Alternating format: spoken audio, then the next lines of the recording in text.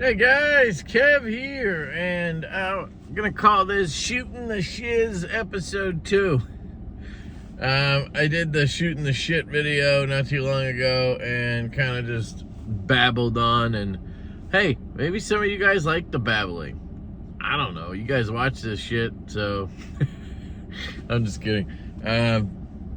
Yeah, so I guess I just want to talk. Like, I feel like I always have to have a point. I always have to have a reason for the video, which is totally makes sense, right? Like this review, that review, rapid review, 5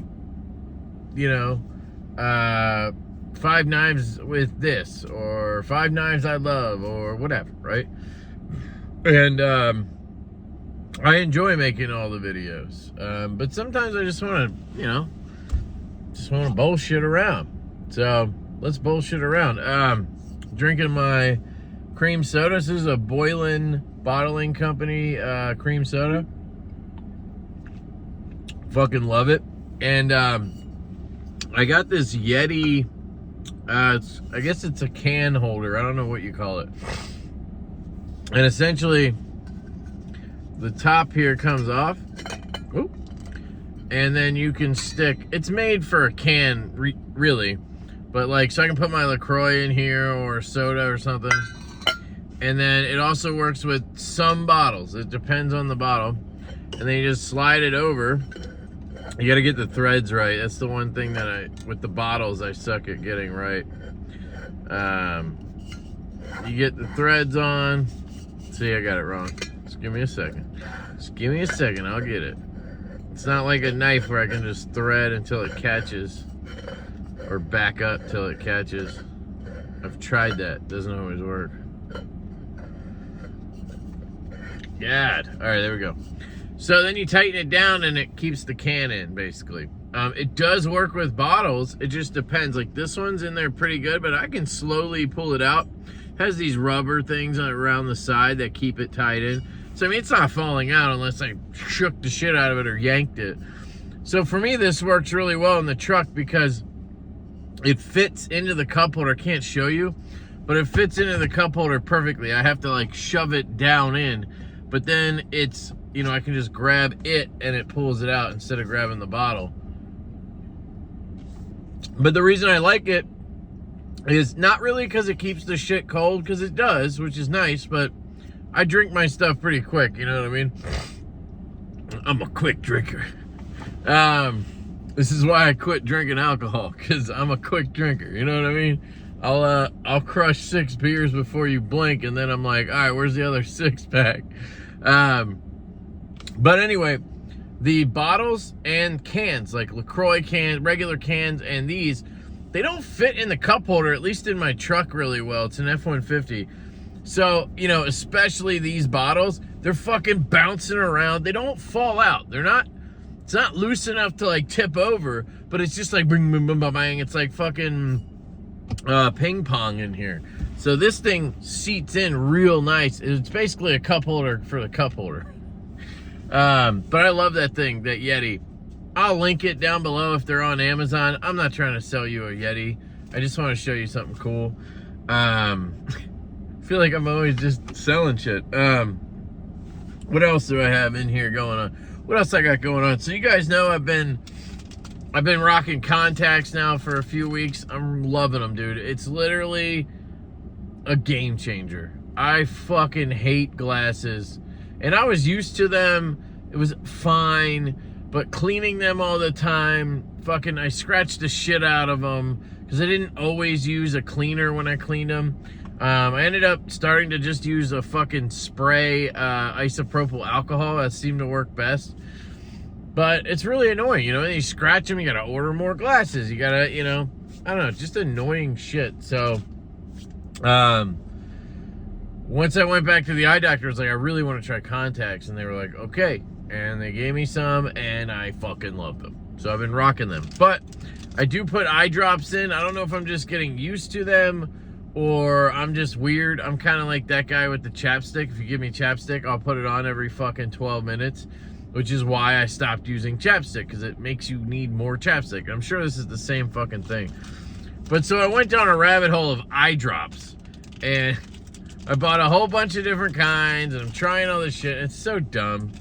But basically, I just want to have them. I just want to have them everywhere, so that if I need them, I have them somewhere I can grab them. Now the truck is tough, because these are gonna get warm. You're probably supposed to have them at room temperature, so not the best idea to keep them in the truck. But I figure if I forget to put them in my pocket, if I don't have a bag, whatever, then I have, you know, backup or something. I don't know. So I got these from BioTrue. It's the same brand as my contacts, Bausch & Lomb, BioTrue. And I got the singles so that I can just, you know, throw them. I don't have to worry about a bottle, because these are going to go bad quick, probably. So I'm starting to leave these everywhere, but they're really good. I know a lot of people don't like the single eye drop thing, but there's like 8 drops in each of these. So you can miss a couple times to get it right, and then you hit your eye twice, and then you can do that on both sides, and you still end up with a little extra. And they actually come out of here pretty well. The biggest problem with the BioTrue eye drops in a bottle is the dispenser thing is fucking horrible. So anyway, that was something new I just wanted to talk about. And I got, if you watch my live streams, I got that contacts dispenser that I mounted on my wall in my bathroom. Maybe I'll do a video just showing you the thing, like a short. And you just pull one out, yank it, and you're good to go. It's really nice. And you can fit like a month's worth of dailies in there. Or if you were doing, you know, bi-monthlies or whatever they're called, monthlies, you could put them in there and have a whole year's worth in there. But it works. I got it set up, and it actually works really well. So I got my contact game all set up. So we can talk about knives a little bit. Heading to Blade Show next week. Today's Sunday before Memorial Day. So I got a couple things in the pockets I wanted to show you guys. The first one is the Kaiser Veritas. So this is a design from my buddy Jacob over at Kiwanagari Blade Works. Great dude. Love Jacob, doing cool stuff. He's got collabs, he's got his own stuff, you know. But moreover, he's just a good dude. And this is a cool design. Has a very nice reversible clip. I've talked about this a bunch of times. There's a filler tab that seats in there. It's got a hidden screw. The screw goes through this side. So it's really nice, the reversible clip. And I've talked about this in other videos, but you know, some people left a comment on my Instagram post, and they were like, every knife that has a reversible clip should do it that way. And I'm like, yeah, I wish, dude. The problem is, a lot of knives, especially ones that we design at Divo, have a sheep's foot blade or a Wharncliffe blade. So in order to make this work, you see where that position is? The blade has to be upswept, right? Because the blade's coming along in here, in here, in here, and then swoops up. And it swoops up right past where that barrel is going to go through, right? So you either have to make the handle longer or have a blade like this that sweeps up. So if you have a blade that's going straight right here, right, you're not going to be able to have that barrel go through there unless you make the handle way longer, which I don't want to do that. So there's more to it than just everybody should do it. It'd be great, but it wouldn't work. So I just want to point that out. But I really like this knife. I took it apart. I did tune it up a little bit, just put some skifferoons in her. And it seemed to do a lot of work to it. They're 5mm 3/64. I have no side to side now, and she drops and shakes down. Where before it was pretty guillotine-y, but you had side to side play, or if you tightened it enough to not have play, it was so tight that it wouldn't drop shut, right? And so skiff bearings really help with that, because you're getting more balls. Specifically with these 5mm 3/64, you almost double the amount of balls, ceramic balls you have. Why does that matter? right? A lot of people wonder, like, why the f do you put skiffs in everything? You're just wasting money. You're just trying to bling your knife up. All right, well, first off, I'm not blinging my knife up because you can't fucking see them. So that's a dumbass statement that the, you know, invisible person just made, that I'm talking shit on just made, all right? You can't see them, so I'm not blinging it, but it adds more balls. Why is that good?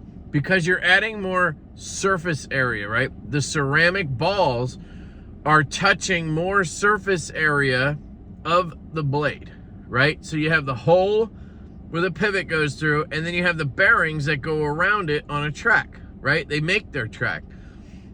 The more balls you have on that track, the smoother your knife is, right? If you have ball, gap, ball, gap, ball, gap, ball, sure, it's still gonna be okay, but you might feel a little bit of jump occasionally. You might feel it go in and out. It's, you know, but if you have ball, ball, ball, ball, ball, ball, ball, ball, ball, ball, ball, it's just very smooth on that. It also means you're gonna have more lateral strength.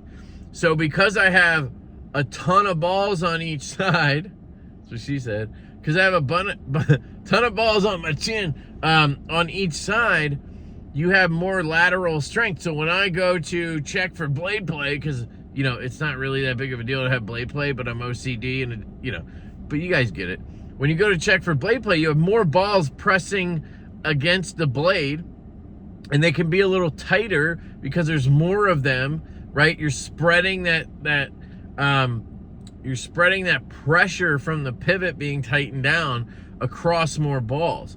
So now it's tighter and smoother. So I have, in this case, I have no side to side, but still smooth as glass because I have more balls in there. It's also because they have a small detent ball in here, which is also ceramic, and that is riding on a stonewash blade, so it's just really smooth out of the box.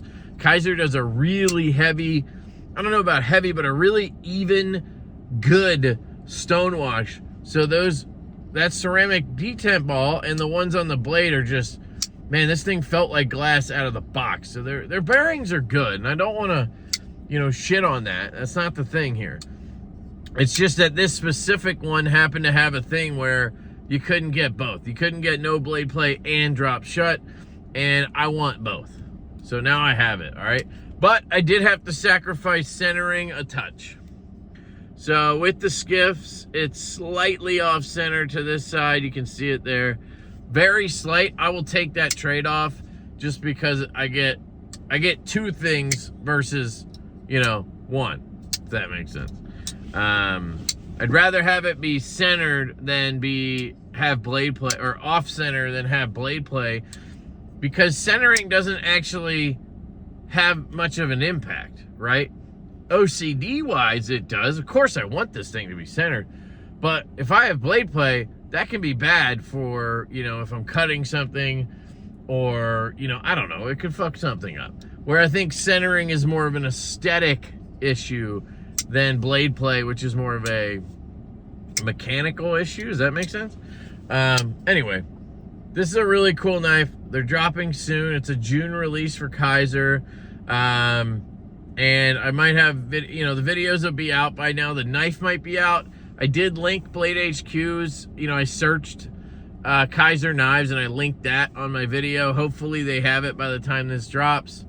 And support Jacob, great dude. And the claim to fame for me on this knife is the thinness of the knife. Well, the milling pattern's awesome, and then the thinness. It's like 0.4 inches thick, which is insane. Most knives, I would say a good thickness on a knife, it's gonna vary from the type of knife and stuff like that. A good thickness on a knife is like 0.47, right? I will be fine with anything up to 0.49. I have some knives over 0.5 that are fine, but I would like them to be thinner. Like our original Stout V1, 0.512. Would love to see that more down at 0.49, 0.48. These are minute things, but they matter in your hand, right? And this is very thin. I guess that's what I'm getting at. So yeah, I really like it. Cool knife from Jacob and Kaiser. Shout out to everybody there. I have a couple other knives in my pocket, but let's talk about this NJT Hand Power haptic coin. I still rock these from time to time. I don't carry one every day anymore, and I've kind of gotten over fidgets, to be honest. I have some. I have a whole bunch of these, and I have some other ones, but I've gone back to fidgeting 90% of the time with my knives, and I don't know why. I think it was just like, I'm spending money on something. I could just have a knife that does it and cuts shit. So, I don't know. I still like some fidgets. You'll still see me review stuff when it comes in. But I'm not really actively buying stuff anymore, if that makes sense. Except for these. I have like a collection habit with these. This is zircuti that is flamed and etched. So, they heat it, and then they etch it, and they get these crazy colors and finish, so it has a little rougher texture so that you have good grip on it, which is what I need. All the ones I have good grip, because I guess I have sweaty, they're not even sweaty anymore. It's more like just smooth hands. I don't know. I don't work with my hands, so they're not all rough, you know? But very good. I love these coins. I just wanted to show it because, you know, maybe there's some new people to the channel that don't know about the NJT coins that I have. I have, I think, 15 of them now, 13 or 15, and I have 3 more on the way. There's just something about the sound, the feel, the haptics of this click, and it's just something I love. And so I've basically written off all other fidgets, and I just rock these. And I carry one maybe half the time, you know? So they're really cool. You can check them out. They're always linked in my description. I have a discount code to, I think it's like NJT Hand Power EDC.com. It's down there. And I always carry my CWF Micro Arcadian. I'm hoping to pick up another one at Blade Show. He has some in DLC. So I was talking to Charles. He's the guy behind CWF. His name's Charles Wiggins. So Charles Wiggins Flashlights, CWF. I was trying to get him to do an exclusive or something like that with Divo and do DLC flashlights, because I've always thought it'd be cool to do a titanium one with DLC. Or even if it's aluminum, like if you had to do aluminum and then DLC it. And he did. He got it figured out. I don't know if they're aluminum or titanium. I'm not sure. But I'm hoping he's bringing some to Blade Show. He's also got flashlights in like all these different colors he's bringing. So I'm hoping to get a DLC one that's Zer-blasted. So it kind of looks like a blasted zirconium, which is awesome. I had a zirconium one for a while, and I loved it, but it just had too many issues. Like, it would stop working. It would start flashing and stuff, like fritzing out. And it's something to do with zirconium. Like, it doesn't transmit. It's not conductive or something. And that's one of the reasons why aluminum is such a popular material for flashlights. Now, we're also bougie. We want titanium and zirc and shit. But aluminum's perfect. That's why most flashlights you see are in aluminum, especially like you're looking at Olight or ThruNite or any of those. They're all aluminum because it conducts heat really. So it conducts electricity, like, so the connectors and all that shit and all that works really well, right? And then it also dissipates heat very well. Titanium doesn't do that as well. So if I turn this on and put it on 100% like this, and I leave this on for a couple minutes, it's going to be heating my hand up pretty good. It's already, I can feel it getting hotter as I'm holding it right now. And I've had it on for what, 10 seconds? And that will continue to happen until it fucking gets really hot. Yeah, it's already, yeah, my hand's already getting like, oh shit, this is a little hot, dude. So I'll tone it down and turn it off. Aluminum dissipates that heat better. So That's why a lot of makers like to use aluminum. It's not because they're like, oh, it's cheap and I could charge more. It's because it dissipates heat better. I think copper would probably be a great metal for flashlights, but it would just be so heavy, maybe. That's why they don't do it. Anyway, I'm trying to pick one of those up at Blade Show. It's really like the only thing I'm after at the show. I am also carrying a Jack Wolf knife. So I have my Jack Wolf knives, Feel Good Jack, in my Northwoods Leatherworks. You guys know I fucking love Northwoods and Jack Wolf. Feel Good Jack is a sheep's foot blade. It's basically a slimmed down, squared off Midnight, and it's probably my favorite at this point. I have not had one of these out of pocket since I got one, which was about a month ago at this point. I have two of them. This one has a love mark from me on it. Right there, you see that scratch? You see it? Yeah, you can see it right there. I was trying to fuck with the pivot and I slipped out. Had a cloth over it, but it didn't matter. But I don't care. Fucking love it. Has great walk and talk, and it's a laser beam. Anytime I need to open a package or something, which is 90% of what I do, this tip is just phenomenal for that. Best box opening folding knife I've ever had, honestly. Basically a utility blade.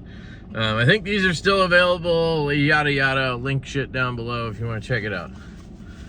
Now, this one's interesting. And you know, again, I've done some videos on this, but this knife has surprised the ever-loving shit out of me to the point where I think I love it. I love this knife. And maybe it's not something I'd keep long-term and, like, you know, in a year from now, be like, yeah, it's the greatest knife ever.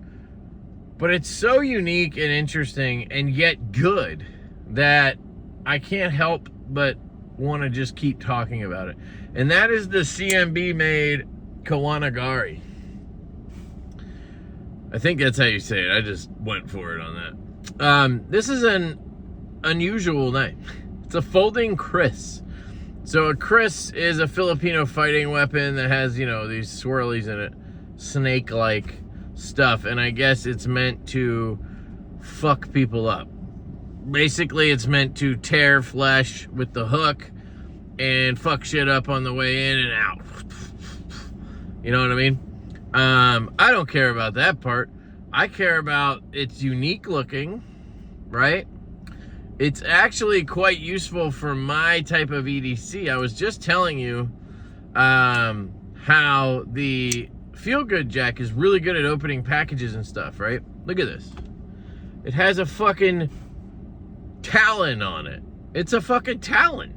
So you can just take the box, the paper, the package, the envelope, and you just, and this thing will open that shit up. It'll also open people up, right?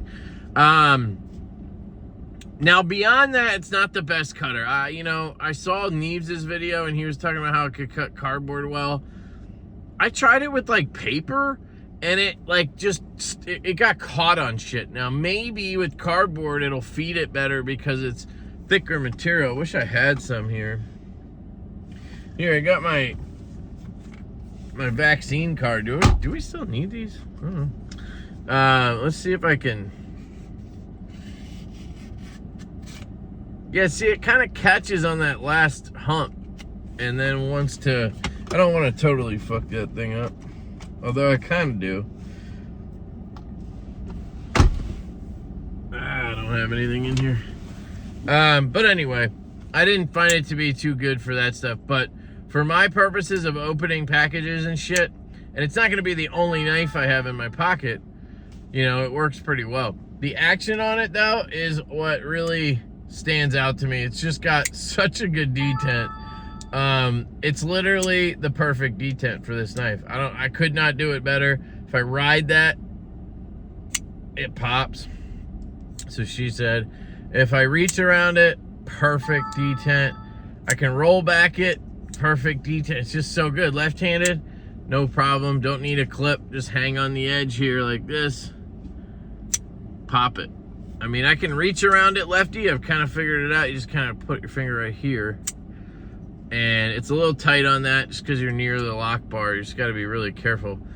But it works. And I just love it. It's just become one of the cooler knives I've tried this year. And to be honest, that's kind of a theme this year, right? You guys know I'm not the biggest fan of these, you know, wild, crazy designs. But between everything I've tried that Tiguis has designed, which he designed this, and all the Cavill knives that I've tried, I've just been handling a lot of unique and crazy looking stuff that a lot of people would call gas station knives. I posted a short on that, and it, you know, it's getting decent views because I think that's a topic that people think about, right? They look at a knife like this and they say, gas station knife, right? Because it has swirlies, you know, snake-like shit, and, you know, it looks tactical. This is not a gas station knife, right? This is a premium, well-made pocket knife. CMB Knives uses titanium and carbon fiber. I believe it's titanium hardware, S35 VN steel. You have ball bearings in the pivot, great action, great detent, a frame lock with a hidden insert. There's a steel insert in there. It's just mounted internally. It's so well done, guys. Now, I'm going to be passing this around, and I'm going to miss it. Honestly, I'm thinking about buying one and then just sending that one around and keeping this one because it has the perfect detent, and who knows if I'd get the same perfectness if I bought another one. Will I do that? I don't know. Probably not. I'll get over it, and then I'll send it around, and maybe I'll get to keep it at the end, right? But CMB sent me this. They were kind enough to send it, and I told them I would pass it around. I try to do that whenever I can as just like a reward to the company for being nice enough to send me shit. Like, they don't have to send me free fucking knives. So I always try to pass stuff around. So I have this is going to be passed around, and then Jacob sent me this one to pass around. So this one will get passed around. So I'll create those pass around soon before I go to Blade. But anyway, I just want to talk about shit, and fucking 30 minutes, dude. Are you serious? Damn, I can talk. Yeah, just like the Kiwanagari. One other thing, sunglasses. So now, thank God, now that I'm on contacts, now that I'm wearing contacts, I can wear regular sunglasses again. It's fucking awesome. I stopped wearing sunglasses for the most part when I got glasses. I even got prescription ones. You know, to wear, obviously. I got prescription ones to wear from Shady Rays. I love Shady Rays, by the way. I don't know why. They're not like the most premium. They, you know, they can feel a little cheap. But they're very affordable, and I think they look good. And they have a really good warranty service and everything. And I just don't mind, like, losing or breaking them and get new ones. It's not a big deal. But they do prescription glasses and sunglasses. All the glasses I had were Shady Rays. And these look cool. I mean, they're not bad at all, right? Oh, damn, that looks weird. Obviously I'm wearing contacts and then that doesn't work. But yeah, I like them. It felt really weird to me. I don't know. It didn't feel the same as wearing sunglasses before I got glasses. Something about, you know, it kind of gives you a little bit of a fishbowl thing. I don't know how to explain it. But I basically never wore sunglasses anymore. And I liked wearing sunglasses, you know. So now that I have contacts, I can rock sunglasses again. And I actually ordered my new glasses with my new prescription, and they had a add-on. It was $15. You get a random set of sunglasses, and I got these, and they're fucking awesome. So these were $15. Get out of here. And so yesterday I actually ordered another one, and then I got another extra, so I'll have 3. I want to put one in here, have one at my house, you know, just because I'm weird like that. My mom calls me accessory man, and she's right. So anyway, I'm gonna shut up now. Thank you guys for stopping by for Shootin' the Shiz, or Shootin' the Shit number 2, episode 2. And yeah, if Blade Show will be over by the time you see this, but hopefully I saw you. Hopefully you came up and said what up if you saw me. And I love you guys truly, dearly, as always. I hope you guys have a fantastic day, and I will catch you later.